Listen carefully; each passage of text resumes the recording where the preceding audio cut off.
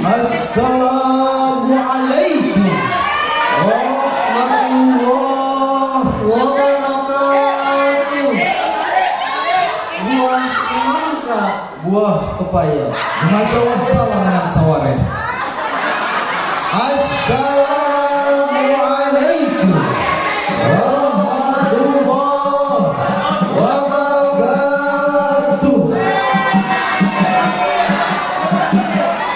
Alhamdulillahilladzi ja'alana nas bitauhidillah.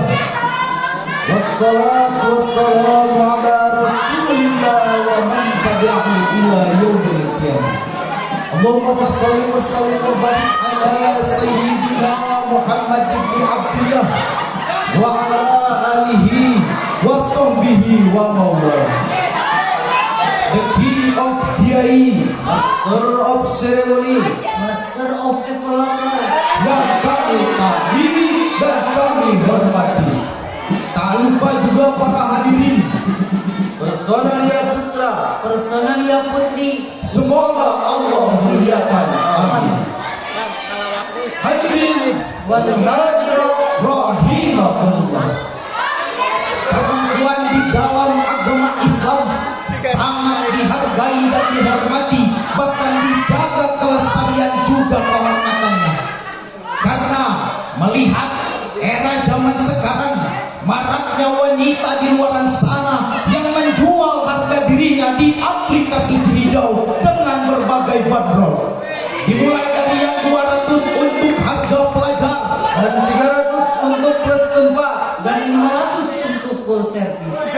Apalagi teknologi di zaman sekarang yang sudah semakin canggih, sudah tidak susah lagi mencari pasangan gandengan seorang wanita, karena ada Omi dan ada X-Max yang bisa sukses you will langsung berdui. Khususnya di tanah air kita tercinta ini, yang sebagian besar mayoritasnya adalah seorang muslim. Akan tetapi kenapa kebanyakan wanita di Indonesia ini tidak mampu menjaga image-nya, tidak mampu menjaga kehormatannya, bahkan tidak mampu menjaga akhlaknya? Dan yang lebih parah lagi, kemaluannya sampai diobrolkan ke sana kemari mencari solusi kulit yang legit untuk memuaskan hasratnya. Dan juga wanita di zaman sekarang ini sering memamerkan perhiasannya, memamerkan aurat kecantikannya, memamerkan kebimbingannya, atau dalam agama disebut dengan tabarruj. Padahal itu sangat dilarang oleh agama. Berarti untuk kasus pembicaraan di atas tidak jauh beda sama halnya dengan wanita-wanita di zaman Arab jahiliyah dulu, yang mana wanitanya gemar memperlihatkan auratnya yang berisikan bola padat dan bodi gitar Spanyolnya, memperlihatkan perhiasannya yang hanya menjadikan mereka tidak ada harganya dan hanya dijadikan sebagai alat pemuas hasrat saja. Namun Islam mengangkat derajat seorang wanita. Wanita diberikan kebebasan, diberikan keleluasaan setara dengan laki-laki dalam hak dan kewajibannya. Maka surah Al-Ahzab ayat 33 akan menjawab dan menjadi tema malam ini, yaitu pentingnya wanita selalu menjaga image.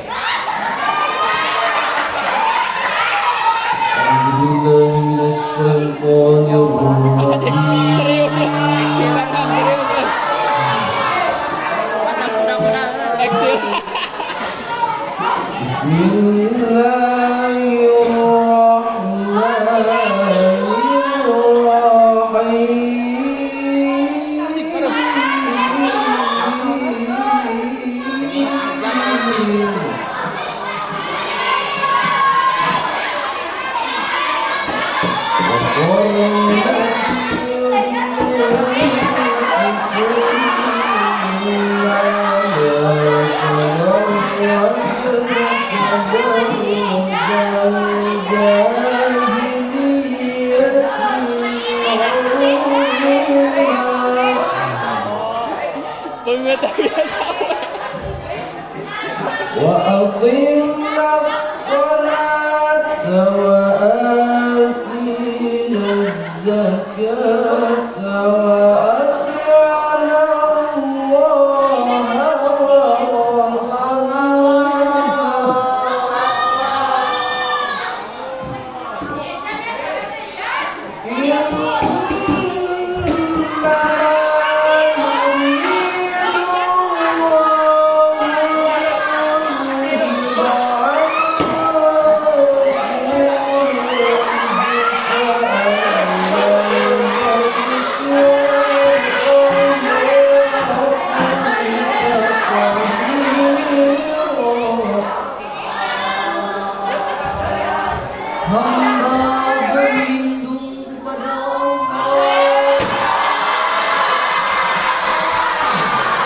dari godaan-godaan syaitan yang terkutuk.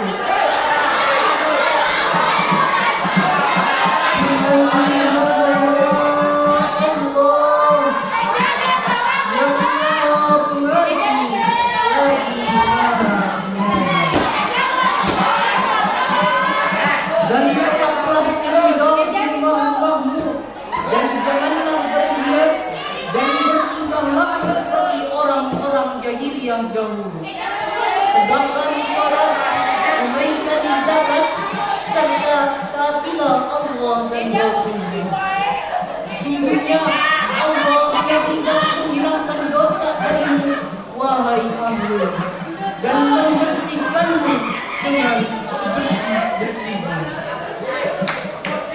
Hadirin rahimakumullah. Maksud Ahlul Bait di atas adalah untuk keluarga Nabi, yang berisikan tentang untuk istri dan anak Nabi. Surat ini turun ketika Rasulullah sedang berperang, berdakwah di Madinah, tepatnya saat perang Khandaq atau perang Ahzab, melawan sekutu golongan kafir Quraisy yang menyerang Madinah. Ayat ini sebelumnya Allah memerintahkan kepada para istri-istri Nabi supaya mereka tetap tinggal di rumah mereka masing-masing dan tidak keluar rumah kecuali ada keperluan. Mereka juga diperintahkan untuk tidak memamerkan perhiasannya dan bertingkah laku seperti wanita di zaman Arab jahiliyah dulu. Setelah diberikan perintah, mereka diperintahkan untuk melaksanakan kebaikan seperti halnya mengerjakan sholat 5 waktu dan menunaikan zakat harta bendanya. Sebagian ahli tafsir mengatakan bahwa ayat ini termasuk ayat yang khususun nuzul umumul hukum, yang artinya bahwa turunnya ayat ini adalah khusus untuk para istri-istri Nabi.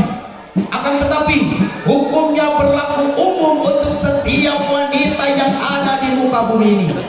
Bahkan tafsir Ibnu Katsir mengatakan di dalam tafsirnya bahwa ayat ini umum untuk setiap wanita muslim yang ada di muka bumi ini. Selain itu, mereka juga dilarang memamerkan perhiasannya, dilarang memakai perhiasan yang berlebihan agar terhindar dari segala kemungkinan buruk yang terjadi. Tafsir Ibnu Katsir juga mengatakan bahwa jika seorang perempuan berjalan di depan laki-laki sambil mempermainkan auratnya, maka sama saja seperti menebarkan Lalu ada juga bahkan mengatakan bahwa ia perempuan berjalan berenggak-enggak menjaga menikah, maka ia orang wanita di zaman jahiliyah dulu. Saudara-saudara, apabila makna Al-Ahzab ayat 33 dibaca secara literal, pada kalimat di atas mengandung bentuk diskriminasi gender, yakni stereotip yang distandarisasi dilekatkan pada kelompok tertentu dan biasanya merugikan. Dan dalam hal ini tentu adalah kaum wanita yang dirugikan. Maka pendapat Quraisy Shihab mengatakan bahwa turunnya ayat ini cenderung mendorong wanita untuk keluar rumah. Selain adanya kepentingan untuk kemaslahatan masyarakat, seperti halnya keluarnya perempuan adalah untuk mencari rezeki bagi keluarga dan bagi dirinya. Hal ini tidak keliru, saudara, karena tujuannya untuk mencari kemaslahatan bagi dirinya dan bagi keluarganya. Hadirin rahimakumullah. Relevansi Al-Ahzab ayat 33 dengan realitas zaman modern mengenai masalah perempuan zaman sekarang yang sudah terkena dampak negatif era globalisasi. Buktinya mereka wanita mempunyai gelar lumrah untuk wanita di zaman sekarang, yaitu tobrut, Bapak, kasur, soleha tapi gak ngasih kasur, apalagi yang kerabat, kerudung rapat berbobot padat. Dan ciri ini hanyalah menjadikan sebuah penghinaan bagi wanita berjilbab. Maka dari itu, saudara, bagi kaum laki-laki, mari kita jaga wanita kita. Dan untuk tuan putri, mari kita jaga image kita. Tetaplah tinggal di rumah-rumah kalian. Jangan memperlihatkan aurat kecantikan dan jangan bertingkah laku seperti wanita di zaman Arab jahiliyah dulu sebelum Islam. Tegakkanlah sholat 5 waktu dengan sempurna pada waktunya, dan tunaikanlah zakat sebagaimana Allah syariatkan. Allah mewasiatkan hal ini untuk kita semua agar terhindar dari kerusakan dan kesusahan.